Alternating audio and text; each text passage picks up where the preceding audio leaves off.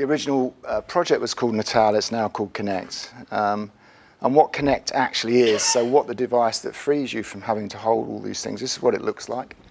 I almost bought one today, but it would be a dud. So I thought it would be very disappointing to bring one that didn't work. So I chose not to. But let me take you a quick walk through what this thing is.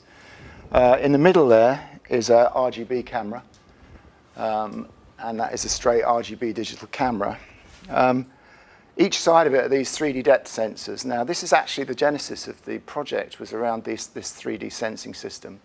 And basically it uses photogrammic techniques to measure depth effectively. Because if you can imagine, if it's looking at you and trying to discern what you do, and you've got your hand in front of your body, if it's just looking at a silhouette, it doesn't know whether it's there or whether it's behind you and so on. So depth is a very important part of the perception system within Natal.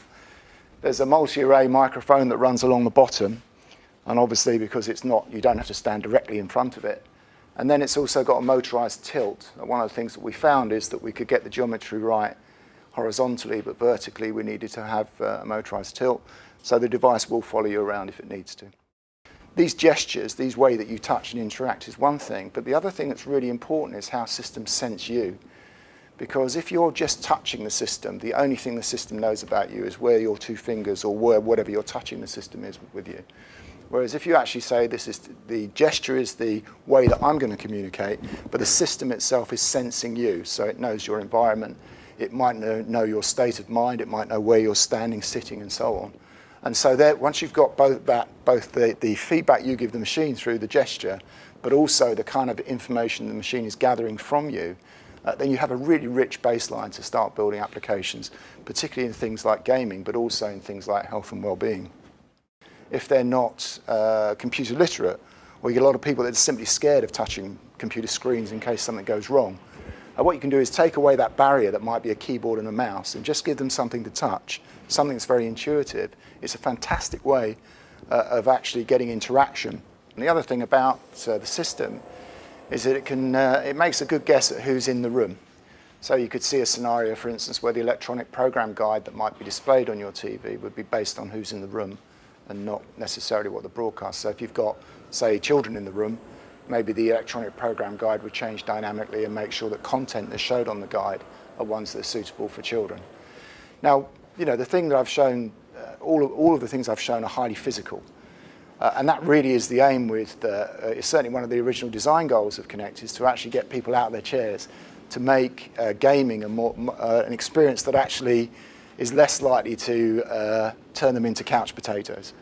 From a diagnosis viewpoint, for instance, is if there is a way that now the sensor is not a medical device. I don't expect it in any way to do some sort of a scan and come up with something, but what it can do is talk and interact with you, and in a way that perhaps the patient will become comfortable with, because it's non-invasive. It can happen in their living room, and it can happen at a pace and in a way that the individual that is interacting with it would want to. And it's funny, I've been at Microsoft quite a long time, and I've been lucky enough to see a lot of things, but this is one of the first things that I think truly is magic. And also I showed my daughters it, and for two 15 and 12-year-old who, for them, technology is passé, it's just a piece of life for them, they were blown away as well, and I think that is always a good sign for me, because most of the time they're just not impressed. It should simply be that you should be able to use completely natural gestures, or maybe a whole new gesture language will be invented to deal with these systems. But I think it presents the most unbelievable opportunity, not just in gaming, but in human interaction. One of the things that Microsoft announced also last week was this thing called Health Vault. I don't know if you've heard of it. It's nothing to do with Kinect and Xbox, but it's a way of keeping your health records in one place digitally and securely, but the only person that can access them is you. And it's you who then provide permission to a clinician to see them and so on. And you know, that's probably our first kind of foray into something that's more directly related with your industry. But again, you could see opportunity for those kind of link-ups happening.